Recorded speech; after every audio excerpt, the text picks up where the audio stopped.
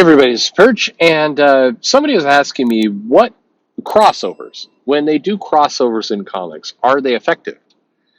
And it's a good question because I think the answer has shifted, but the strategy has not. So once upon a time, the idea of the crossover was a good one. And typically speaking, what would happen with the crossovers, they would take a property that was more popular, they would cross over with the less popular, and they would usually weight the issues and weight the sales so that the less popular comic or character, whatever it happened to be, that they would basically get a slight bump out of the picture. That they did this, and remember when Marvel showed their math a little bit with Fantastic Four versus X-Men.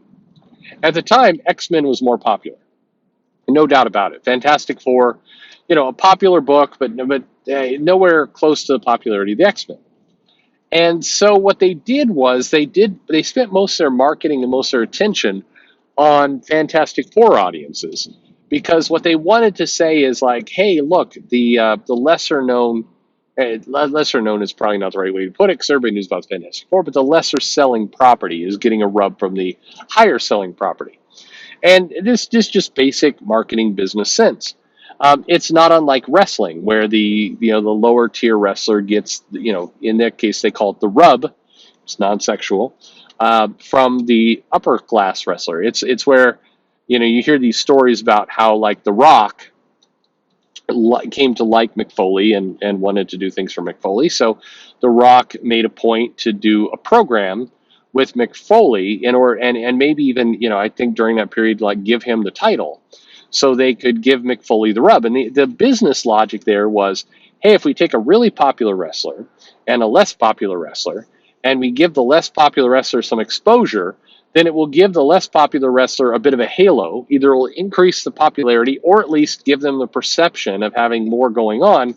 And then the less popular wrestler can wrestle another wrestler at that level, and it will elevate the entire business. That's the basic business idea that's going on here. It's a good one. It's been effective in many ways, just getting things to work. So this is in comics, however, the crossover has gotten, I don't want to say watered down exactly, but confused, to where it no longer feels like they're following a business strategy. It no longer feels like we're taking a popular comic and we're crossing over with a less popular comic, and we're going to do some various mechanics to make the less popular comic more popular. And instead it feels like just kind of like almost a fanboy kind of, hey, it'd be really cool. Let's cross over Lobo with the Creeper. And you're like, well, okay, Lobo is more popular, sort of, at one point. The Creeper is less popular. It just, like, it no longer feels like a strategy and more like feels like fan booking. And fan booking is also something that would go on in wrestling, where somebody would say, hey, you know what, what if Bob Holly faced Psychosis? And you're like, wow, that would be a crazy match, fantasy booking, why not? But no part of that really equals money. It may be entertaining for some people who always wanted to see those two face off, but it really never equaled cash. There wasn't a business strategy behind it.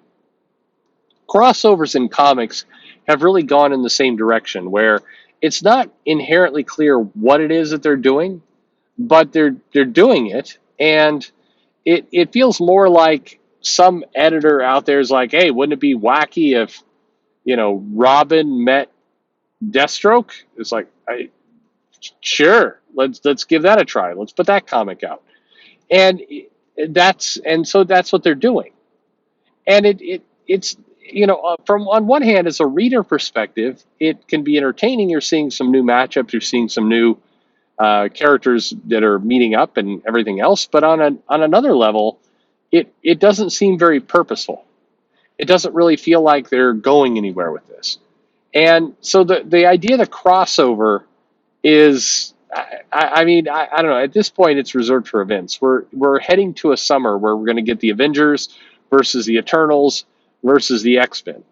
On all fronts, that's going to be an absolute colossal mess.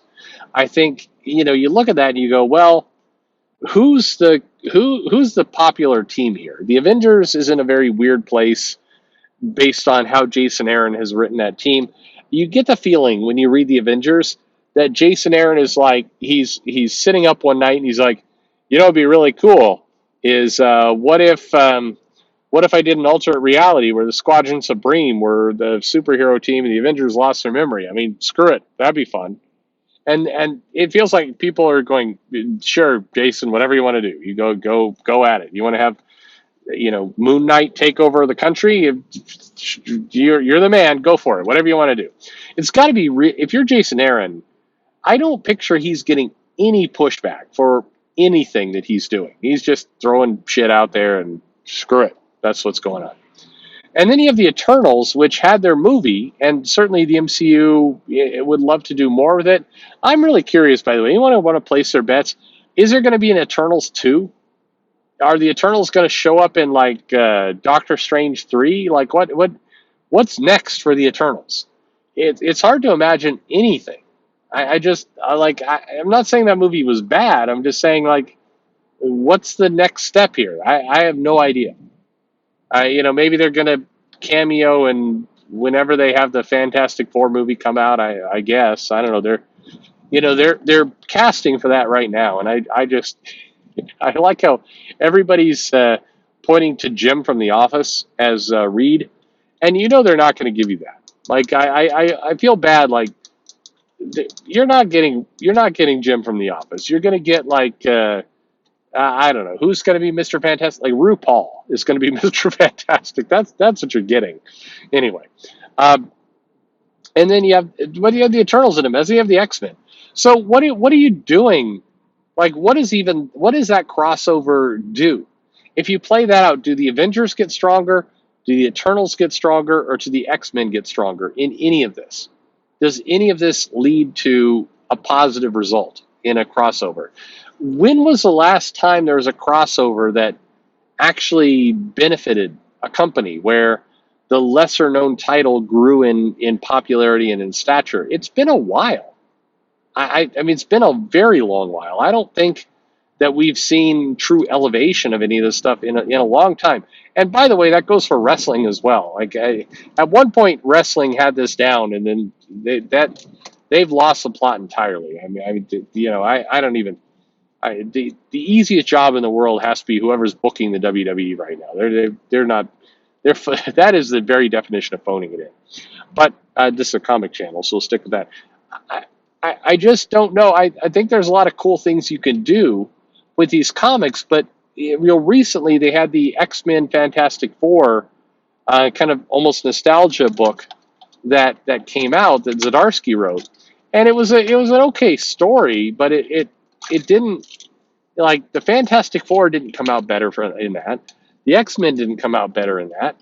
Like, I mean, it sold some comics, but it didn't really accomplish what crossovers used to accomplish. And maybe the entire idea of the crossover building the overall bubble of popularity of characters is maybe that's a pipe dream at this point. That's quite likely that we're living in a world where,